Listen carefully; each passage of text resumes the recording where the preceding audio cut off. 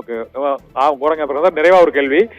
இப்போதைக்கு திமுக கூட்டணியை பொறுத்தவரை பெரிய கட்சிகள் இந்த தேமுதிக, இது தவிர காங்கிரஸ் கட்சி, இது தவிர இடதுசாரி கட்சிகள், விசிக, மதிமுக என முக்கியமான கட்சிகள் பல கட்சிகள் இங்கு இருந்திருப்பதால எதிர் அணி என்பது மிகவும் பலவீனமாக ஒரு சூழ்நிலை. இரண்டு அணிகளுமே, அது தமிழக வெற்றி கழகமா இருக்கட்டும், அதிமுக பாஜக கூட்டணியாக இருக்கட்டும், இரண்டுமே பலவீனமாக இருப்பதாக விமர்சிக்கப்படுகிறது. அது உண்மையிலே அந்த அளவுக்கு பலவீனமாக இருக்கிறார்களா எதிரணிகள்? நீங்க எப்படி ஃபீல் பண்றீங்க?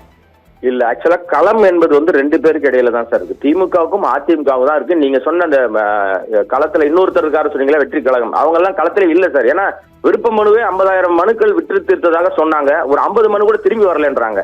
சோ அதனால அவர்கள் களத்துல இல்ல. அவங்க விளையாட்டு பிள்ளையா இருக்காங்க. பிரேக் இல்லாத சைக்கிள் எடுத்துக்கிட்டு அங்க எங்க குறுக்க மறுக்க ஓடிட்டு இருக்காங்க. சோ அவர்கள் களத்துல கிடையாது. இப்ப களத்துல இருப்பது அதிமுக. ஆனா அதிமுக ஏற்கனவே வீக்கா தான் இருக்கு. அங்க கட்சிக்குள்ள நிறைய சிக்கல்கள் இருக்கு. ரெண்டாவது வந்து பாஜகவோட அணி சேர்ந்தாலே அதிமுகவுக்கு வீக் தான். கடந்த தேர்தலில் அதை நம்ம உறுதிப்படுத்திருக்காங்க மக்கள். தமிழ்நாடு மக்கள் பாஜகவோடு யார் அணி சேர்ந்தாலும், அது எந்த கட்சி அணி சேர்ந்தாலும் அவர்களுக்கு வாக்களிப்பதை விரும்புவதில்லை. சிறுபான்மையினருக்கு பிரச்சனை இருக்கும்னு அவங்க பயப்படுறாங்க. அந்த பயத்தின் வெளிப்பாடாக அவங்க என்ன நம்பிக்கை வாக்குறுதி கொடுத்தாலும் அதை நம்ப தயாராக இல்லை. எடப்பாடி கடந்த எம்பி தேர்தலில் இல்ல நான் வெளியில வந்துட்டேன், சிறுபான்மையின் மக்களை எனக்கு ஓட்டு போடுங்கன்னு கேட்டாரு. ஆனால் என்ன நடந்தது? அவங்களுக்கு எதிராக தான் மாறுச்சு.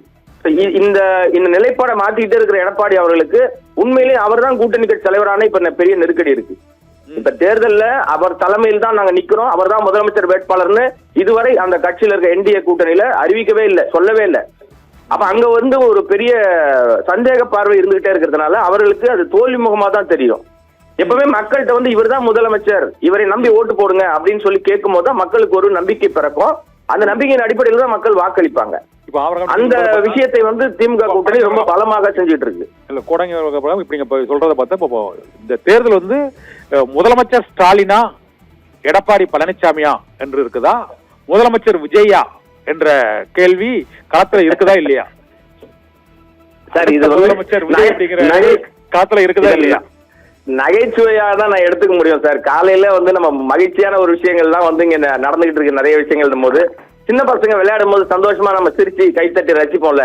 பிள்ளைங்கள்லாம் வந்து ட்ரெஸ் போட்டுக்கிட்டு நான் பாத்தியா நான் வந்து அரசன் ஆயிட்டேன், நான் ஒரு மன்னர் ஆயிட்டேன் அப்படின்னு சொல்லி நம்ம பிள்ளைங்க பண்ணும்போது சந்தோஷப்படுவோம்ல. அந்த மாதிரி தான் விஜய் நான் முதலமைச்சர் நம்ம சந்தோஷப்படுறோம். ஆனா மக்கள் ஏத்துப்பாங்களா அப்படின்னு பண்ணும்போது அவருக்காக என்ன பண்ணிருக்காரு, இந்த மக்களுக்காக அவர் என்ன பண்ணிருக்காருன்னா அந்த வாதமே தப்பு.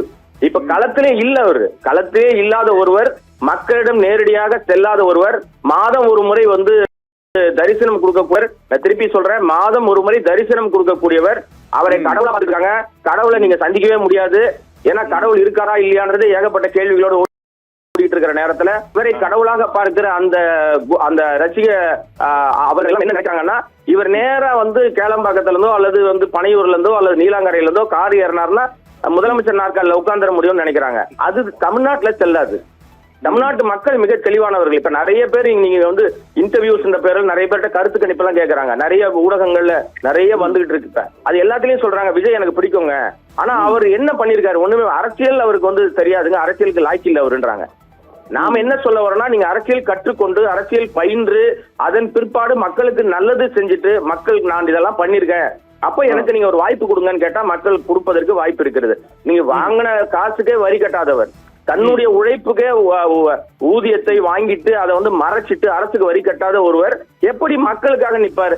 ஒருத்தர் இறந்து போயிட்டாரு, அந்த கூட்டத்தை நிக்காம ஓடி போறாரு, இன்று வரை இரங்கல் தெரிவிக்கல. 41 பேர் இறந்த போதும் எந்த விதமான அடிப்படை விஷயம் இல்லாம ஓடி ஒரு மாதம் தலைமறைவாக இருந்தவர்கள் இவர்கள் எப்படி மக்களுக்காக நிப்பாங்க? தன் பிரச்சனை, தனக்கு 500 கோடி ரூபாய் செலவு பண்ணி ஒரு படம் எடுத்திருக்காங்க.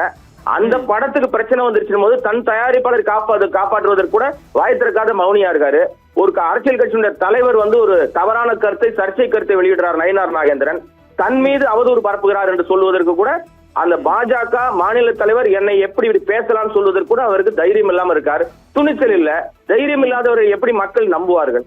சோ அவரால் களத்துல இல்லை. அவர் விளையாட்டு பிள்ளை, கைப்புள்ளங்க, 2 வயசு குழந்தை. அவரையெல்லாம் நான் கணக்குல எடுக்க முடியாது. இன்றைக்கு இருக்கிற கள நிலவரம் அதிமுகவா திமுகவா தான். அதுல முன்னணியில இப்ப வந்து ஆளும் கட்சியா இருக்கிற திமுக வந்து பல்வேறு விஷயங்களை செய்து மக்கள்கிட்ட போய் அவங்க நேரடியாக களத்துல பணியாற்றி கொண்டே இருக்கிறார்கள். அந்த அடிப்படையில் தான் தேமுதிகவே இங்க வந்திருக்கு. அவங்க சொல்றாங்கல்ல வெற்றி கூட்டணியில நாங்க சேருவோம், எந்த கூட்டணி வெற்றி நாங்க பொறுமையா எல்லாருக்கிட்டையும் கருத்து கேட்டுட்டு தான் வந்திருக்கோன்றாங்க இல்லையா? அவருடைய நம்பிக்கை மாதிரி மக்களுடைய நம்பிக்கைன்னு ஒண்ணு இருக்கும்.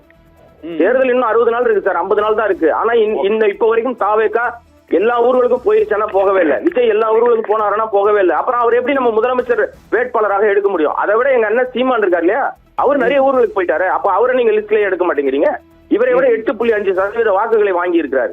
அவர் மீது நமக்கு மாறுபட்ட கருத்து நிறைய இருக்கும்.